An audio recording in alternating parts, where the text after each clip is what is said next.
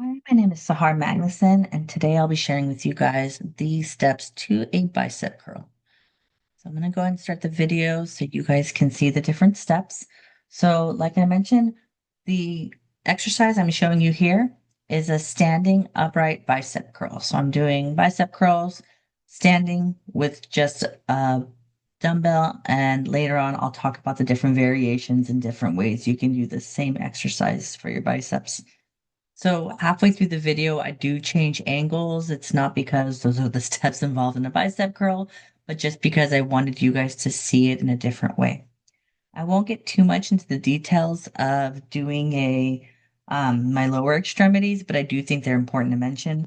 So you can see here that my feet are shoulder width apart, and there's a slight bend in my knees at the patellofemoral joint to making sure that I don't lock my knees. Also, my trunk and my abdominal muscles are staying nice and tight to give myself stability and support as I do this exercise. So I started this in the anatomical position. My arms are at my side. I am facing forward. I am standing upright and my arms are supinated. The dumbbells in the palm of my hand. This occurs by finger flexion. So my fingers are grasping around the handle of the dumbbell. And the entire time that I do this exercise, my wrist or my radiocarpal joint is staying in a neutral position. This is really important to note because if your wrist doesn't stay neutral, then you run the risk of having injury or overstraining muscles. So during this exercise, and we'll get more detail into those details in a second, there's going to be a concentric and eccentric phase as well. So mentioned this already, bicep curl, your starting position, your arms right, your side supinated. Finger flexion is what's causing you to grasp the handle of the dumbbell. And then your elbow extension is at 0 degrees, so your arm is basically straight down. And we talked about that neutral wrist.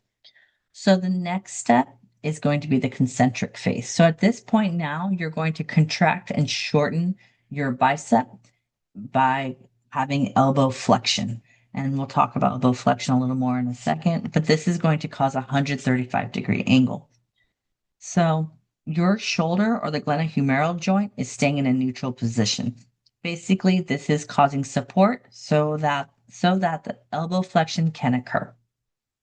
Um, in regards to the elbow, you have a few different parts that are working. You have the humeral ulnar joint, you have the humeral radial joint, and then that proximal radial ulnar joint is helping keeping that forearm supinated. And then after you cause that peak or the 135-degree angle with elbow flexion, now you're going to go into the eccentric phase where you're going to go back to that starting phase. Basically, now you're going to extend instead of elbow flexion, you're going to have elbow extension.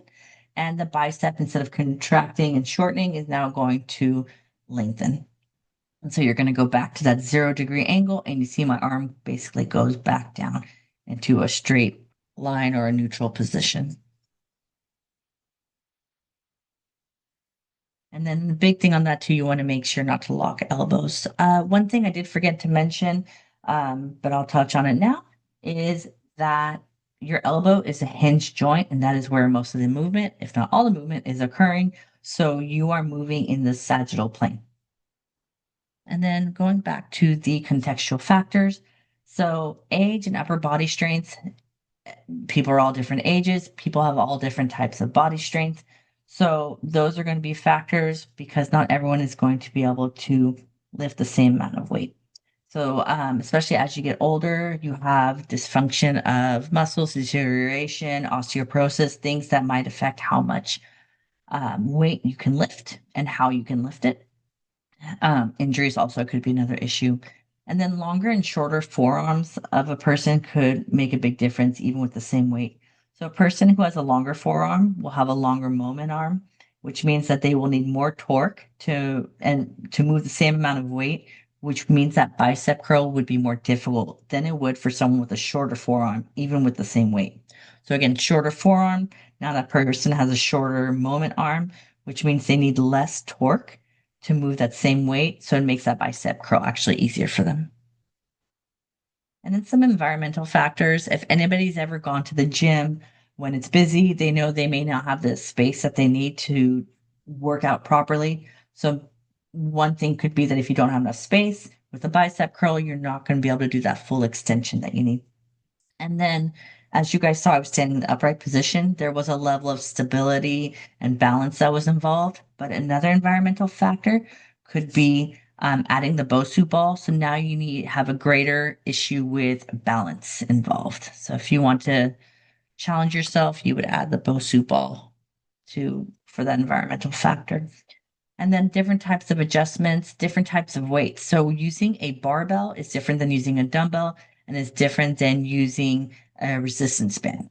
If someone has an issue with their wrist, they may want to stay away from doing the dumbbell because it's going to cause more tension on that wrist. Whereas if they do a barbell and they share the weight between both arms at the same time, or they do this resistance band, they're not going to feel as much pressure.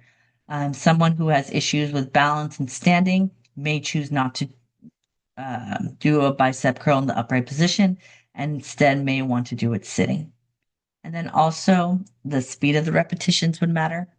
So if you are doing it really fast because you think it's better, it may not actually be a better choice.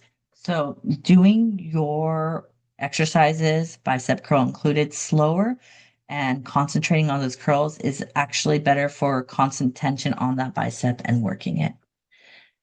And my aha moment, my reflection in all this was I used to always think of a bicep curl as an exercise in regards to the gym or working out. But as I started paying attention to the mechanisms, I realized that you do a bicep curl in your everyday activities all the time.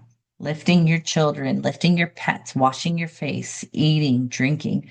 So all these activities, your ADL or IADLs, if you're helping other people, are things that we it's not just an exercise, it is, but it's in our everyday lives all the time. So it's really important to stay healthy and to pay attention to these joints and these muscles and take care of our bodies so that it's not just exercise, it's being able to do the things that we need for our everyday lives. Thank you guys.